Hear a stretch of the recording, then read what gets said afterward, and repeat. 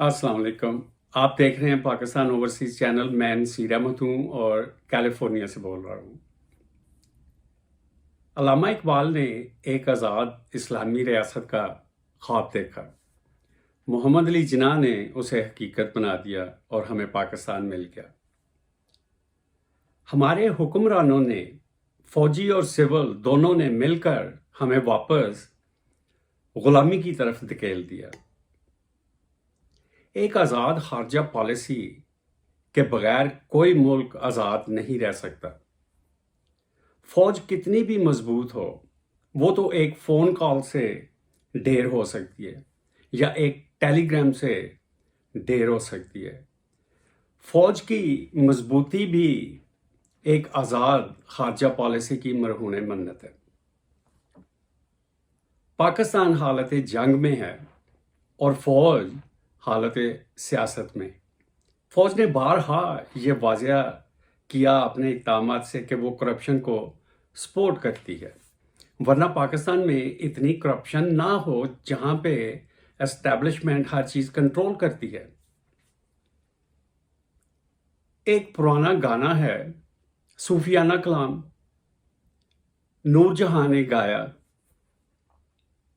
बरी बरी इमाम बरी, मेरी खोटी किस्मत करो खरी, इमाम बरी इमाम बरी। उसमें आगे आता है कि तू चोरां तो कुतब बनाए, फांसी लग दे बरी कराए, बरी बरी इमाम बरी। इमाम बरी तो एक वली अल्लाह थे, उनमें ऐसी करामात होंगी कि वो चोरों को कुतब बना सकते थे। लेकिन समहाउ पाक फौज ने भी ये शक्ति हासिल कर ली है, वो भी चोरों को कुतब बना सकते हैं। ये जो सियासी खीर फौज ने तैयार की है, असूलन तो इसे मीठा होना चाहिए, लेकिन उन्होंने किचन की कैबिनेट में जितने मसाले थे वो सब इस खीर में डाल दिए। अब वो एक ऐसी खीर तैयार हो गई कि जिसे ना वो खा सकते हैं ना फेंक सकते हैं।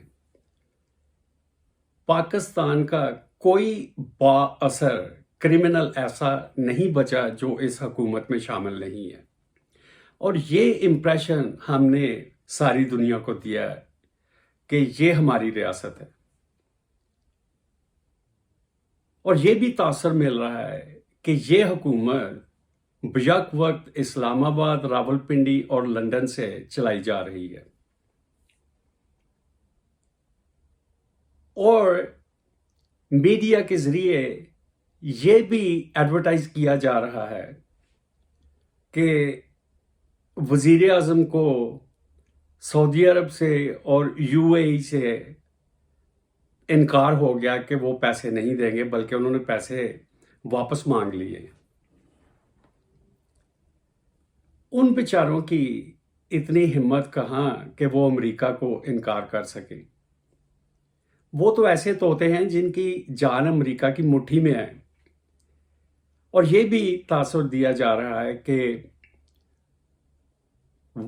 आईएमएफ ने विजिट कैंसिल कर दिया, अब दोहा में मुलाकात होगी, और उन्होंने बड़ी टफ शराइत आयद कर दी हैं। खैर, कुछ तो उन्होंने करवानी है, लेकिन ये सारा तासुर इसलिए दिया जा रहा है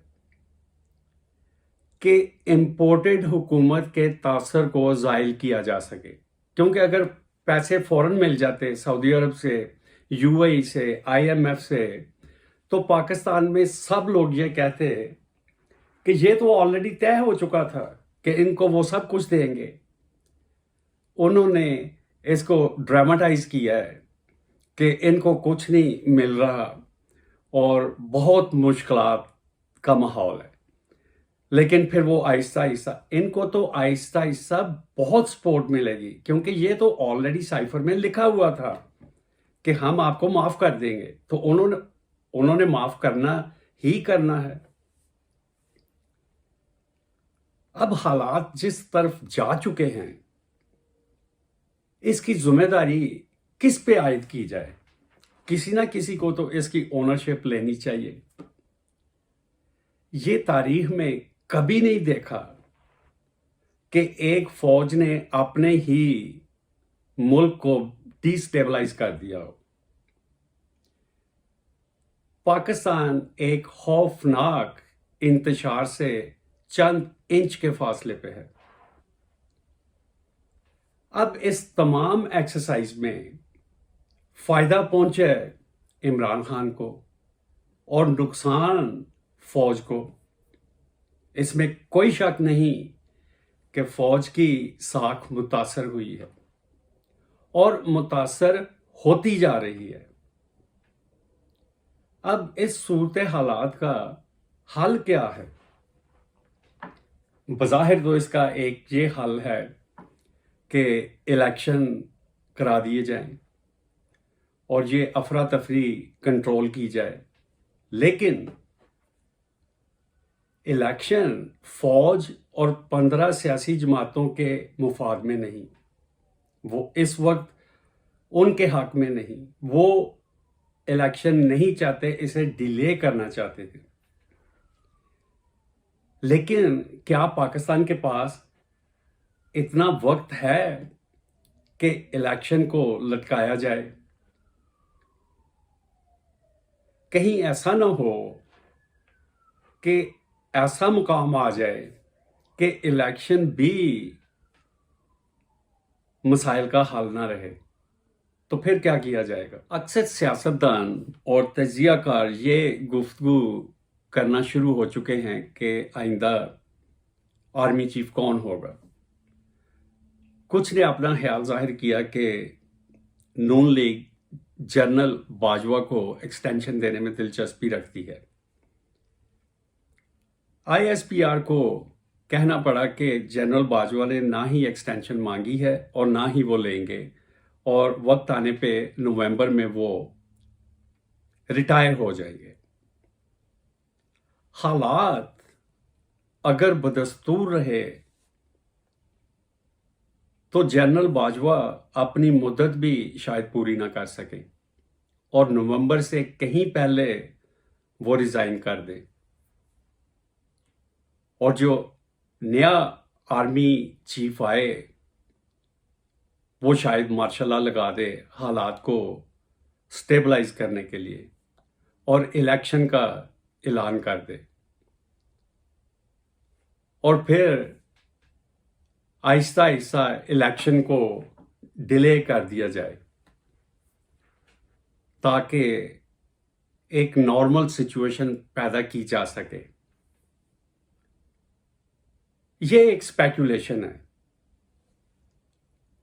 ہوگا کیا یہ اللہ بہتر جانتا ہے، اور ہمارا ایمان ہے کہ اللہ جو کچھ کرتا ہے بہتر کرتا ہے۔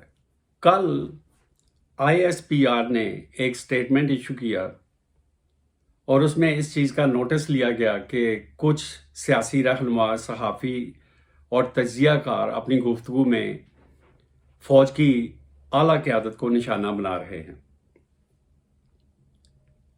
اور فوج کو سیاست سے دور رکھا جائے۔ حیرت کی بات ہے کہ جس چیز کا پورے پاکستان کو 2 سال سے پتہ ہے، بلکہ پوری دنیا کو پتہ ہے، اس چیز کا آئی ایس پی آر کو کل پتہ چلا ہے۔ یہ ویسے لمحہ فکریہ بھی ہے، اور انہوں نے یہ بھی مشورہ دیا کہ فوج کی اعلیٰ قیادت پہ کسی قسم کی تنقید نہ کی جائے۔ جو نقاب رخ اٹھائی تو یہ قید بھی لگا دی، اٹھے ہر نگاہ لیکن کوئی بام تک نہ پہنچے۔ اگلی ملاقات تک اللہ حافظ، اپنا خیال رکھیے گا۔